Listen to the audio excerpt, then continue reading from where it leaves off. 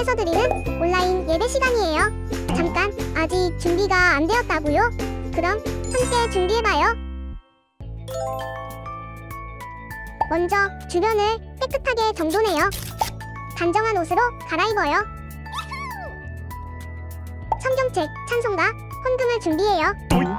누워있거나 간식을 먹지 않기로 약속해요. 다른 행동은 멈추고 예배에 집중해요. 찬양 시간에는 기쁜 마음으로 일어나서 따라해요. 성경 말씀은 함께 큰 목소리로 따라 읽어요. 설교가 끝나고 기도 후에는 큰 소리로 아멘해요. 아멘. 준비한 헌금은 따로 저금통이나 성경책에 모아두었다가 교회에 출석할 때 드려요. 예배가 끝날 때까지 경건하게 예배에 집중해요. 광고도 잘 듣고 기억해두세요. 그럼 예수님과 함께 기쁘고 행복한 예배 시간이 되기를 바라요.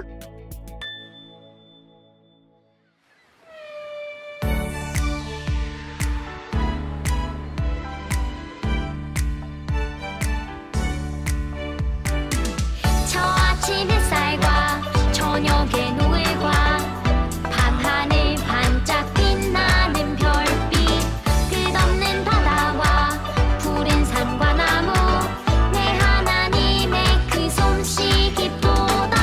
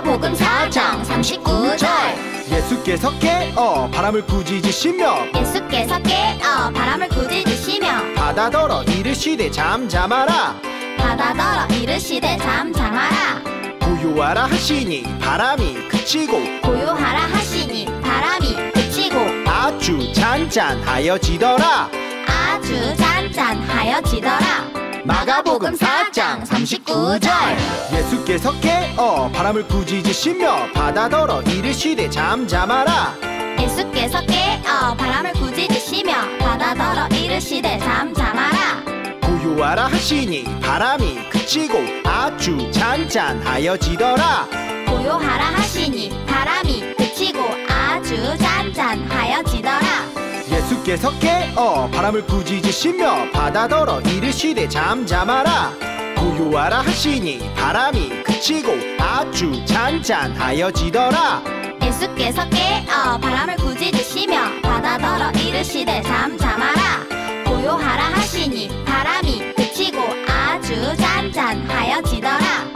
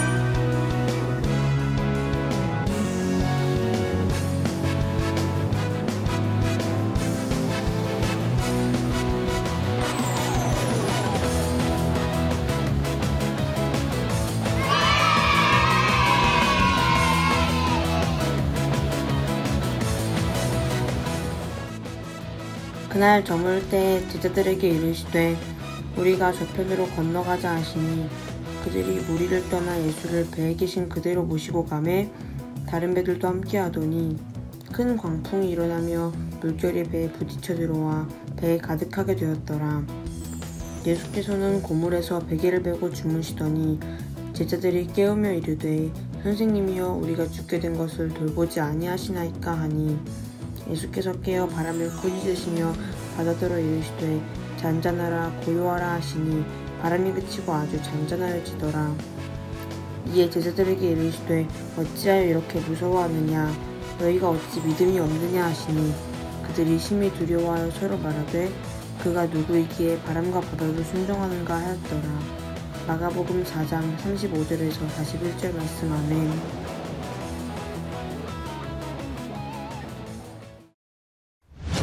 여러분께 초등부 친구들 안녕하세요.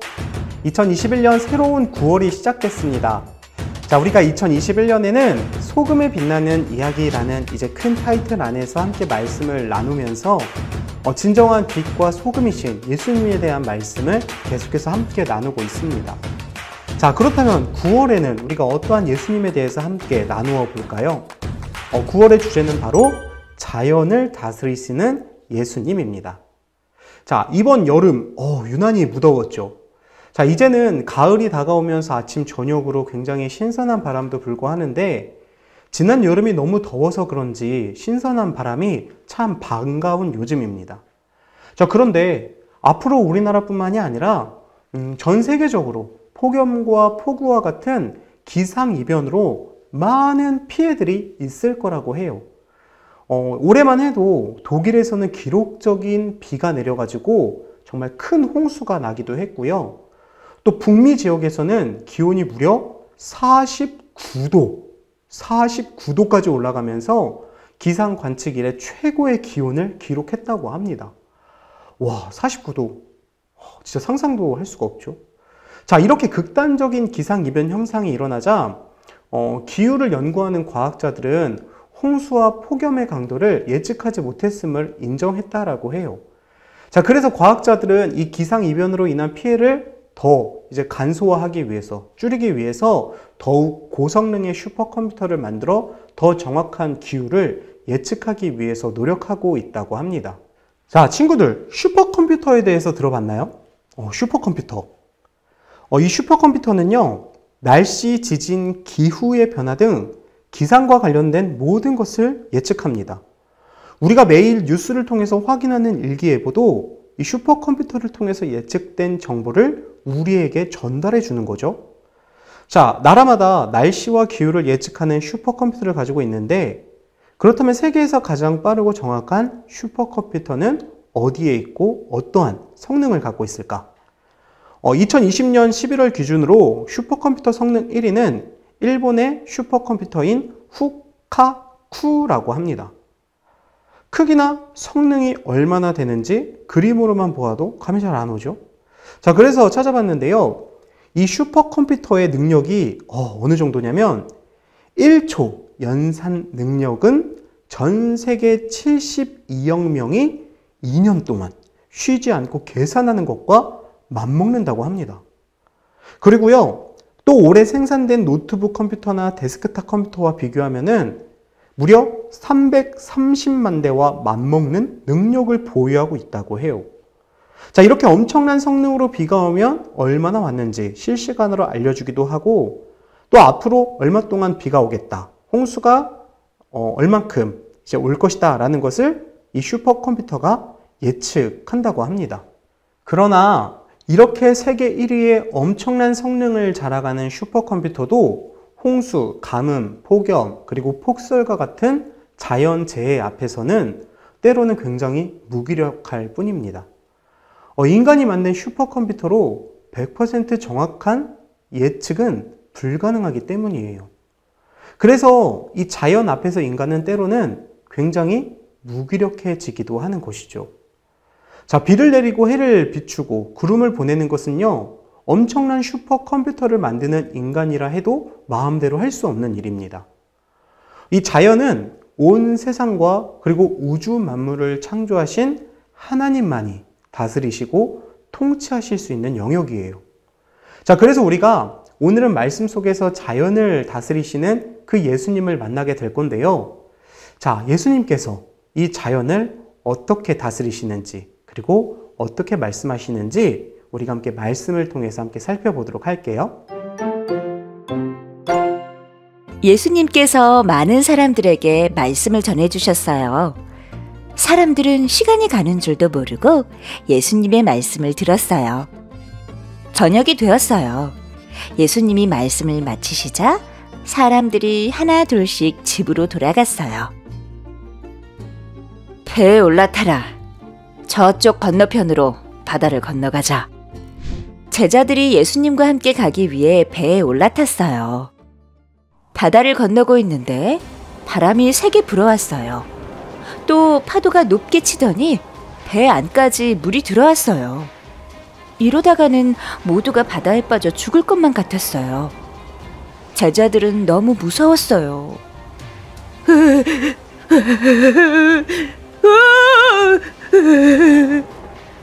그런데 이런 무서운 상황에서 예수님은 주무시고 계셨어요. 제자들이 뛰어와 예수님을 깨우며 말했어요. 선생님, 우리가 바다에 빠져 죽게 되었는데 어떻게 저희를 살려주시지 않고 이렇게 주무시고만 계시는 겁니까? 예수님께서 일어나셨어요. 그리고 제자들에게 오셨어요.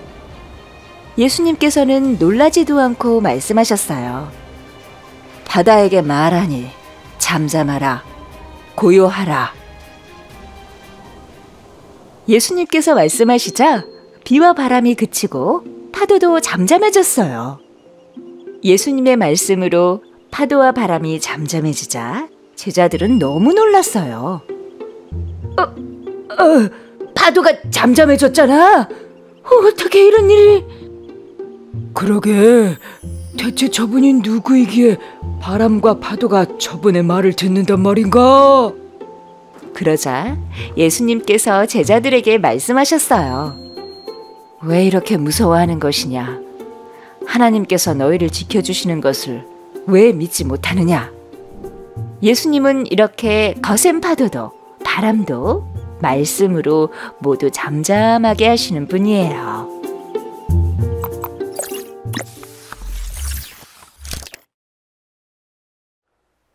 영상에서 살펴본 것처럼 이 오늘 말씀에 보면 이 광풍은 미친 듯이 사납게 부는 바람을 말해요. 자, 이렇게 사납게 불어대는 바람이 몰아쳐서 배에 물이 가득 찼을 때 제자들은 다급하게 예수님을 깨우며 우리가 죽게 되었다라고 부르짖습니다. 자, 이때 예수님은 어디에 계셨을까요? 이제 고물이라고 하는데 이 고물은 배의 뒤쪽을 말합니다. 예수님께서 이 고물, 배의 뒤쪽에서 주무시고 계셨죠. 자, 제자들의 이 다급한 부르짖음으로 잠에서 깨어난 예수님은요, 마치 사람을 꾸짖듯이 바람과 파도를 호되게 꾸짖으셨어요. 그게 바로 오늘 챈트 말씀인데요. 우리 챈트 말씀 다 함께 다시 한번 읽어볼게요. 시작! 예수께서 깨어 바람을 꾸짖으시며 바다더러 이르시되 잠잠하라 고요하라 하시니 바람이 그치고 아주 잔잔하여지더라. 아멘. 자, 방금 전까지만 해도 무서운 기세로 배를 삼키려 들던 폭풍과 파도가 어떻게 됐나요? 예수님께서 바다를 향하여 잠잠하라, 고요하라 명령하시니까 언제 그랬냐는 듯이 잠잠해졌어요. 자, 그러자 예수님은 말씀하시죠. 제자들을 향해서 어찌하여 이렇게 무서워하느냐? 너희가 어찌 믿음이 없느냐? 자, 그렇게 예수님께서 제자들을 꾸짖으셨어요.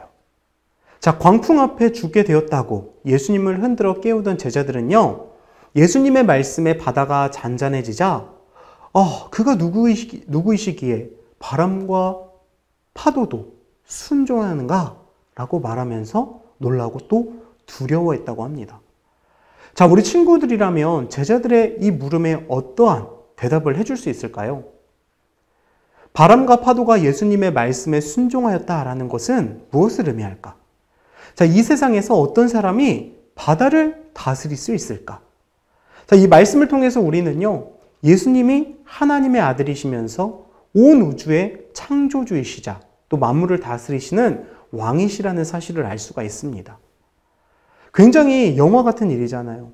세상에 그 어떤 사람이 바다를 향해서 자연을 향해서 고요하라 잠잠하라 외쳤을 때 그것이 멈추는 그러한 일이 생겼을까요? 이것은 오직 예수님만이 가능한 일이었고 예수님이 이 일을 통해서 자연을 다스리시는 참된 왕이라는 사실을 우리가 깨달을 수가 있게 되는 것입니다. 자, 우리 친구들 모두 예수님을 나의 주님으로 고백하고 있나요? 예수님을 나의 주님으로 고백하는 것은요, 예수님이 모든 권세로 자연을 다스리신다라는 것을 인정하는 것도 포함이 됩니다.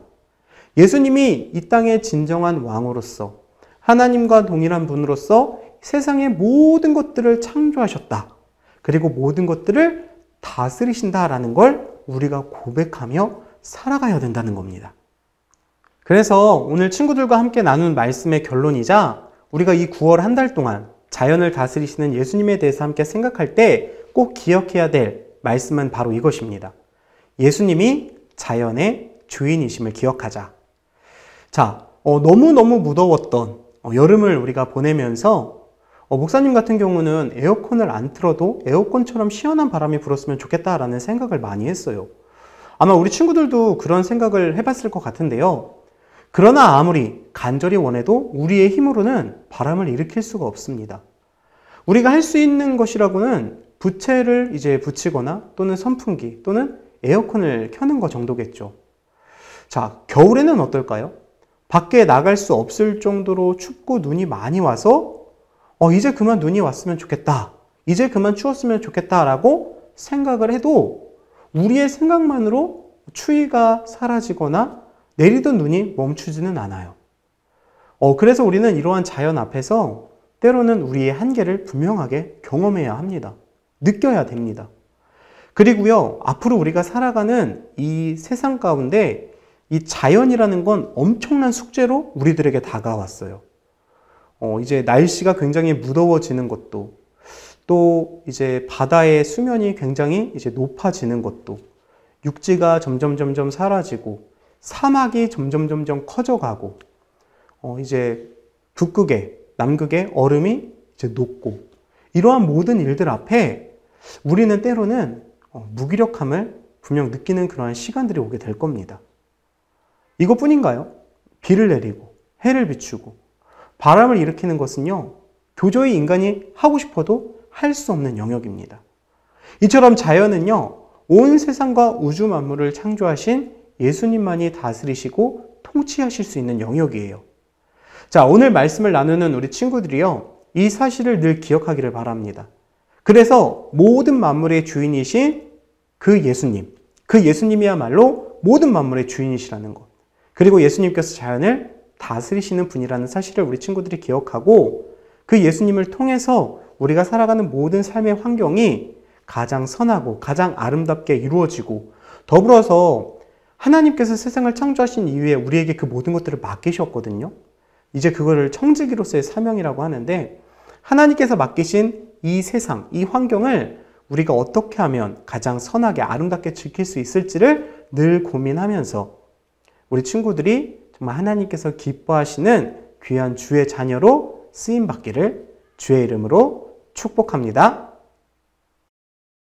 자연을 다스리시는 예수님, 세상의 모든 것들을 창조하시고 우주 만물을 지으신 주 예수 그리스도를 우리가 믿습니다. 하나님께서 세상의 모든 것들을 아름답게 지으시고 우리에게 맡기셨는데, 주님께서 지으시고 창조하시고 만드신 이 세상을 우리가 청지기로서의 사명을 갖고 잘 지키고 보존해 갈 수 있는 하나님의 자녀가 되게 하여 주옵소서. 때로는 자연 앞에 우리의 무기력함을 느끼지만, 그러나 우리가 믿는 주 예수 그리스도, 그분을 통해서 세상이 가장 아름답게 통치되어지고 있음을 분명 믿사오니, 우리가 날마다 주님의 지혜를 구하고 주님의 뜻을 따라 나아감으로써 정말 예수님만이 이 땅의 참된 왕이시며 우리의 삶의 주인이시고 세상의 모든 자연을 다스리시는 분임을 날마다 고백하며 예수님의 말씀에 따라 살아갈 수 있는 우리 모두가 되게 하여 주시옵소서. 무더웠던 여름을 이제 뒤로하고 또 가을이 다가오고 있습니다. 또 가을 뒤에는 또 겨울도 다가오게 될 텐데, 어떠한 계절이든 어떠한 환경이든 어떠한 기후든 우리가 날마다 하나님을 예배하는 삶을 정말 잊지 않게 하여 주옵시고, 날마다 하나님을 기쁘게 하는 귀한 삶을 통해 주님께 기쁨이 되고 영광이 되는 복된 주의 자녀 되게 하여 주시옵소서. 이 한 주간도 주님의 크신 은혜가 우리 가운데 함께하기를 간절히 소망하며 예수님의 이름으로 기도합니다. 아멘.